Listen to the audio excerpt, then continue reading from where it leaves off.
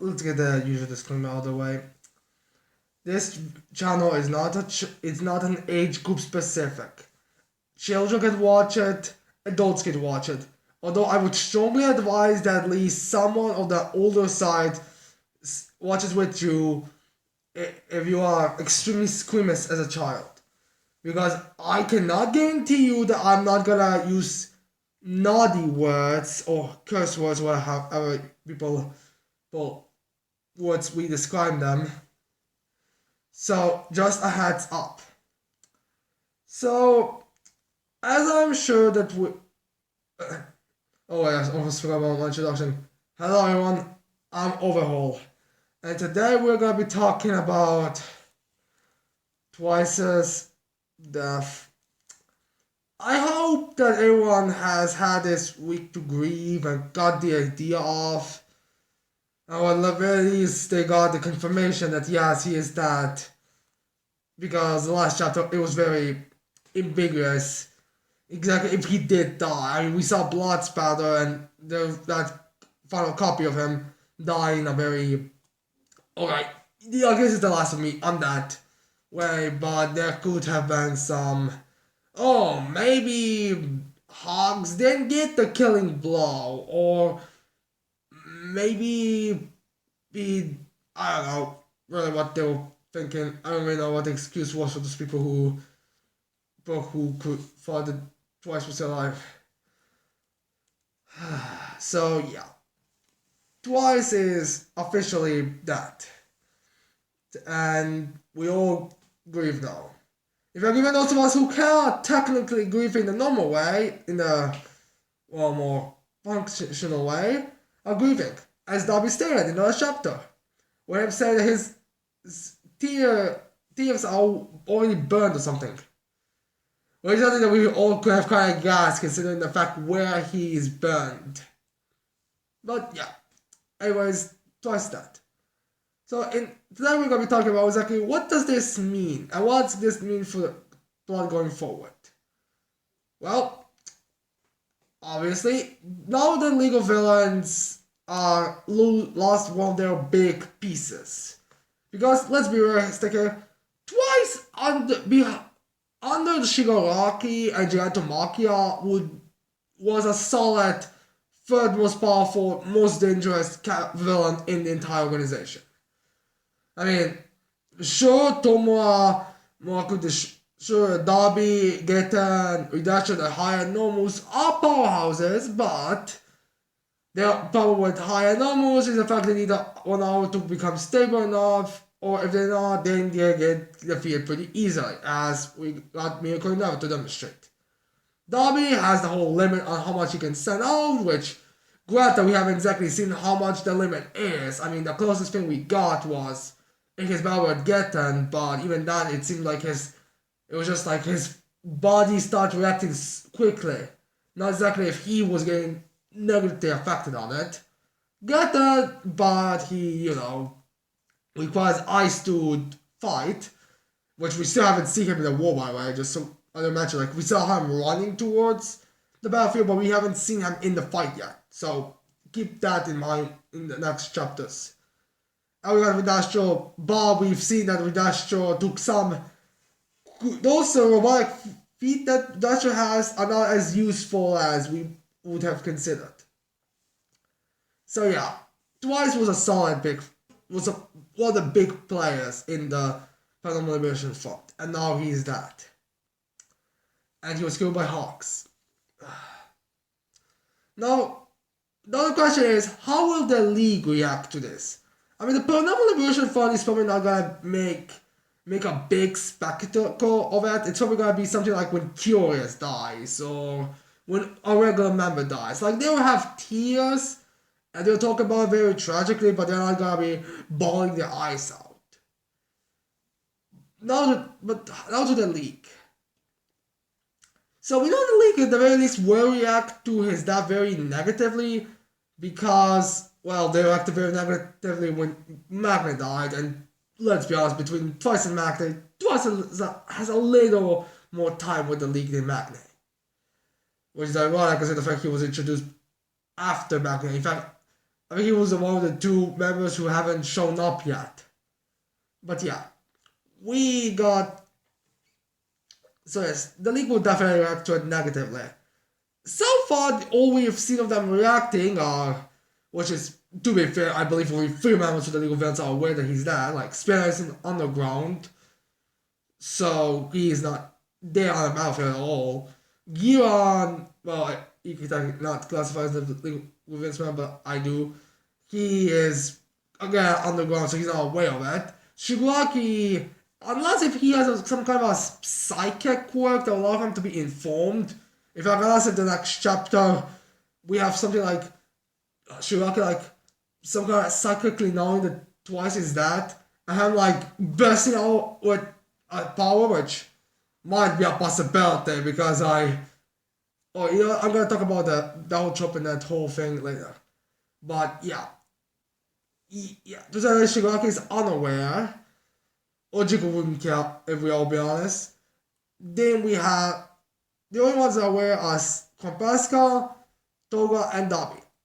Kompaska and Toga have just realized that, and Toga is probably crying right now, as well as Kompaska. Can imagine him like switching his mask since into this mask because that whole mask that he has right now on is more of a happy, arrogant type of face. So he might change it to something else. I can imagine the two of them right now going full berserk. Like that fear that two have that in combat, like the whole they don't want to get caught. I can imagine that thing kind of going away now since, well, it would be kind of weird for them to just like ignore and just try to escape. Which there are some theories on what Toga can do, like maybe she'll take Twice's blood and do a Toga army of her, and then that will go berserk and go kill everyone. That could happen, but first she needs to get to the body, and from what I do believe, for I know, it's gonna take some time before, well, she even finds it for one. So I'm not taking completely banking on the idea of that being a factor right now, at least.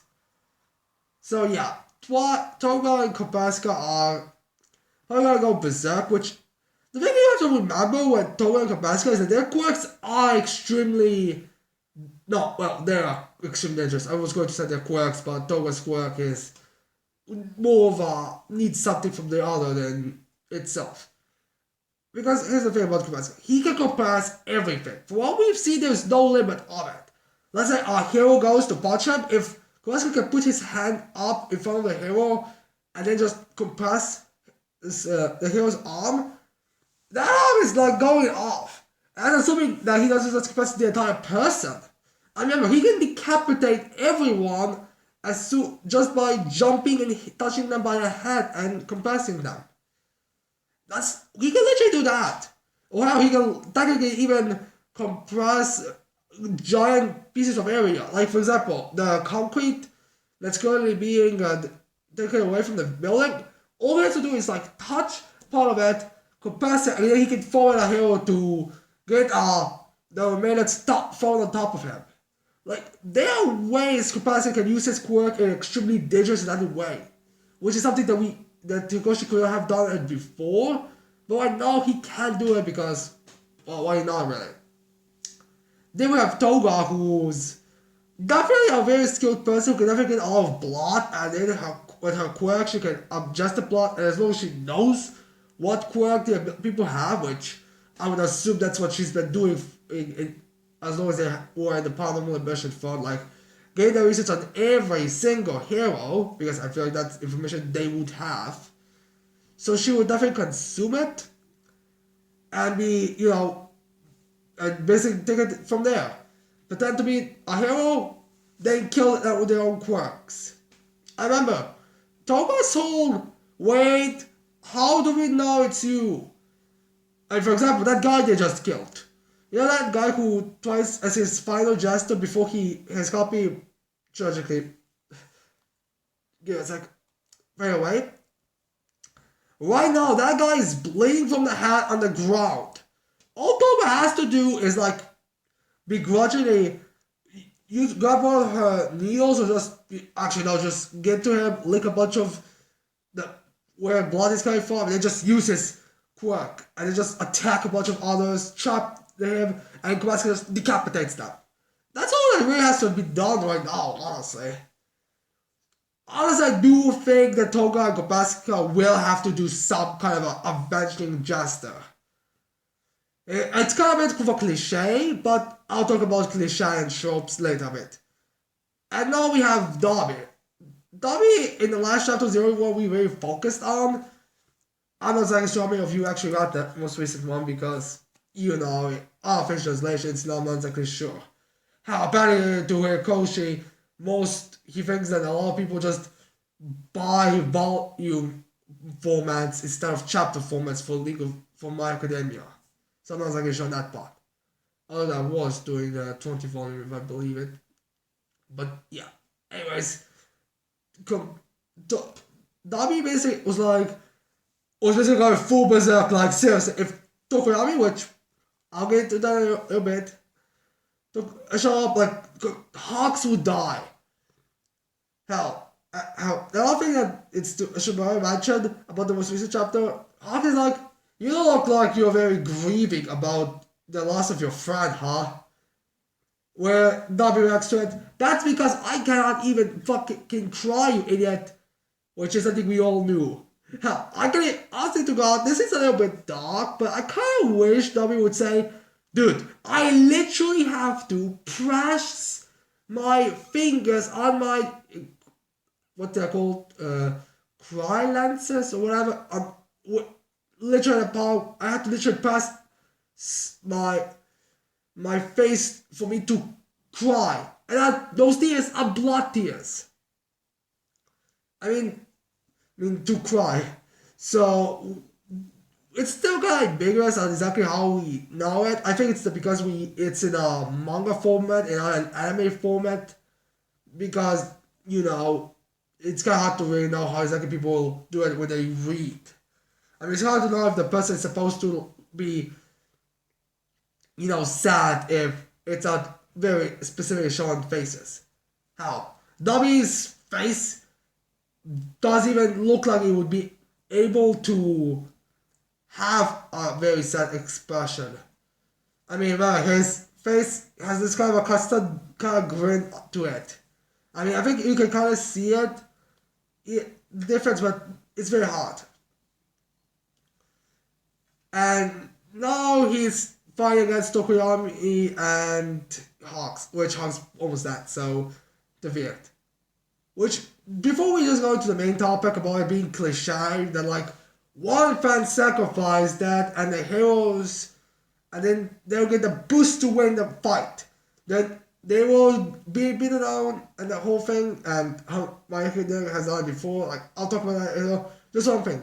Has anyone else noticed how the last couple of chapters always just seem to end like, oh shit, or some kind of like a ooh, like a what would be like then cause see, ooh, 1 second this is how it looks like bad, but then it's like completely swapped upon it. Like, let's say I think this began during the Miracle versus the Hyads, where first she gets attacked by a bunch of the Hyads. And you're like, oh shit! The next chapter, she's starting to kick their asses if she kills one. Then,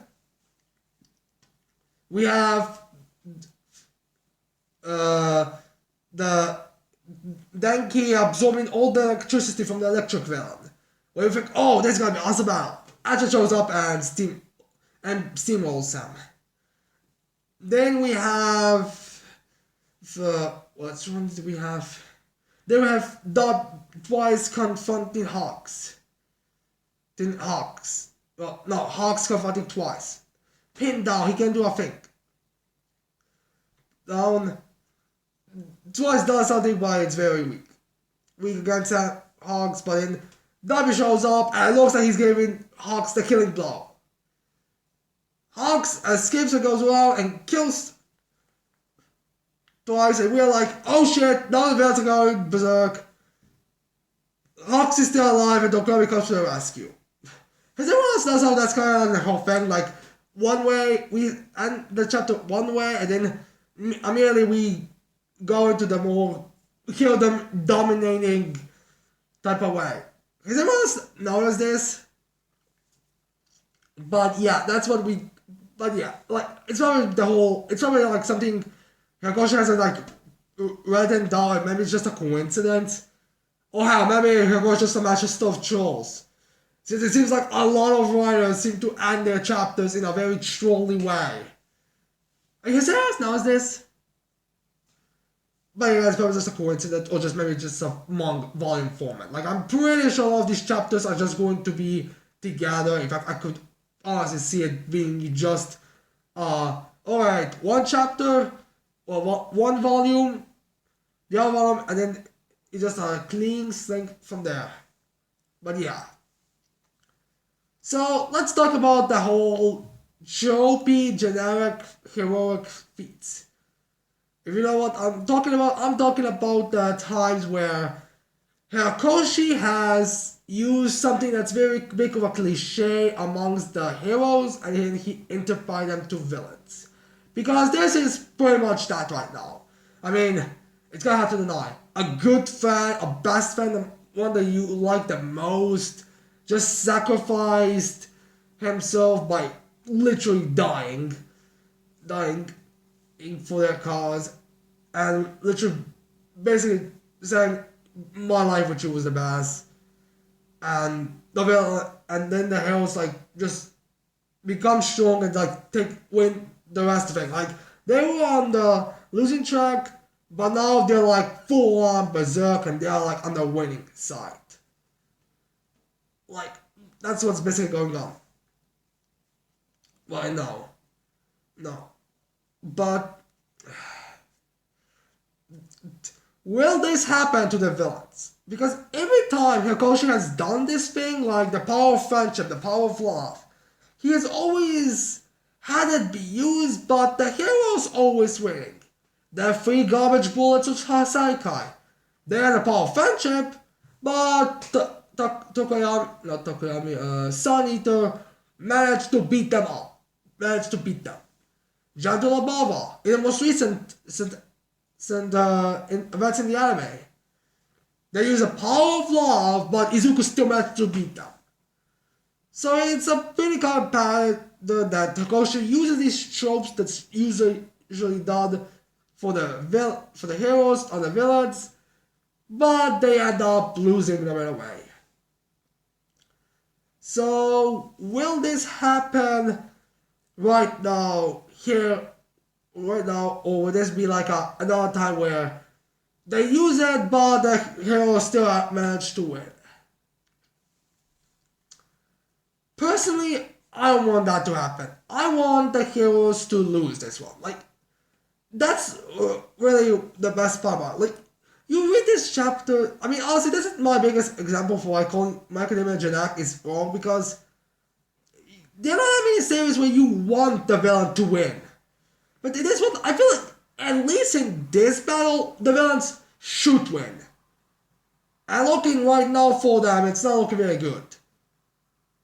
But here's the side, I want the villains to win at least this battle, but then like lose the bigger one. Because let's think about this. It doesn't make any sense for why to end that.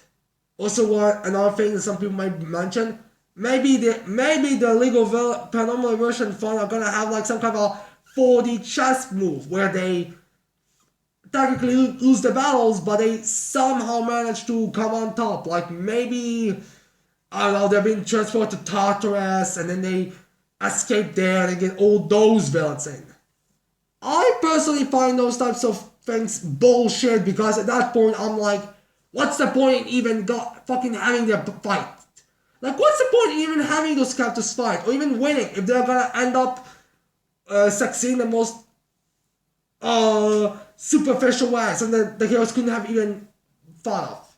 I mean, the biggest example of it is Young Justice with their thing where they constantly said, oh, we may or may not when everything went according to plan, so we may or may not lose some resources we could use. But at the end of the day, we benefit from this, so we clearly are better. I personally don't like those, and honestly, I have no idea why people even like that thing.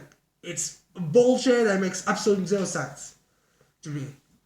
So I don't want this to happen. I don't want the villains to like lose their fights, but then somehow benefiting greatly.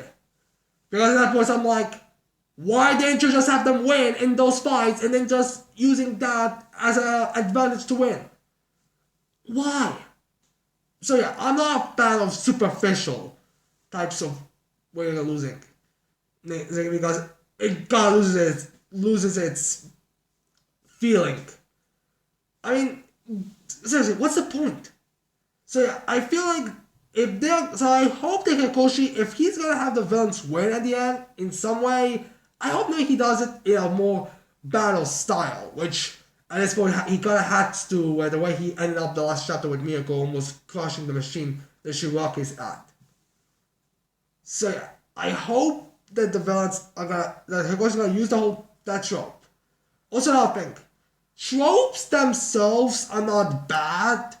It's usually more how many times they're used and exactly on what. For example, if let's say the trope of love coming to save you, or the trope of friendship coming to save you, that can work if it's like a villain makes sense. Like let's say it's a villain that's very obviously kind of doesn't want that for the person. It's some kind of a nightmare villain. Against those villains, those power of love, power of friendship makes sense. Because that's exactly what would be used to defeat them. But against villains that are like big hulking monsters, that against those type of villains, oh, that's a little more stretching. Like, I know friendship, power, and all that does give people a bit of a boost in real life. I mean, the story where the father, for love of his son, lifted a car so the child will not die.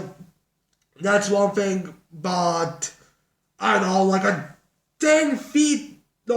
16 feet tall giant who can crush islands was just simply pounding the ground. That's a little more skeptical. So yeah. So if Hikoshi uses this trope on the villains and he wins them, I could like it. How that could even make the villains look a little more parallel. How in this chapter he even not in this chapter, twice himself even stated in earlier chapters like that you heroes are not. Which, honest to God, is very likely. I mean, think about it. Okay, about it. Miyako is killing the higher normals because, well, they're just mindless zombies, even though those guys clearly have minds and personalities. I mean, granted, they are twisted and disturbing in a sense, but technically they are still people. I mean, they're not like they're begging for death. It's like every of the higher normal is like saying, "Please kill us." No, they're not, and Miyako is just killing them off and right. How even Ujiko even seems to treat them like real people. Seriously, it's not like where people who are being wronged are being treated more like they're people by the guy who turned them into monsters than people who are supposed to save people. I remember every time that Miyako smiles when she kills John-chan and Ma-chan or everyone, those are just people those are just new beings. But it is kind of like freeing them from death, but I mean, it's not like we ever get any kind of confirmation how she just kills them straight up. And then we have the whole, basically the way how Acha does his technique. I mean, the whole Nippo technique where he goes for people and punctures them lumps, that sounds like a cool technique, but when you think about that, he just went into their lumps and put a hole to them, meaning they cannot breathe or move as much because they'll pass out. Or, no, actually, I think he literally said he'll die. That's not exactly a very heroic thing to do. I mean, that's pretty much what a villain would do. I mean, let's be realistic here. Between hero and villain, which one would you give this ability to puncture someone's lumps just enough so they don't die, but enough for them to not be able to fight back? More a villain thing. And then we have the whole thing with the Hawks infiltrating the paranormal liberation fund and backstabbing all. And honestly, the villains, honestly, to the villains, they didn't like a hero coming to foil their evil plan. It honestly feels to them more like a bunch of villains are attacking them and they're hurting all their comrades and friends. In all retrospective. So I hope that the villains win this fight.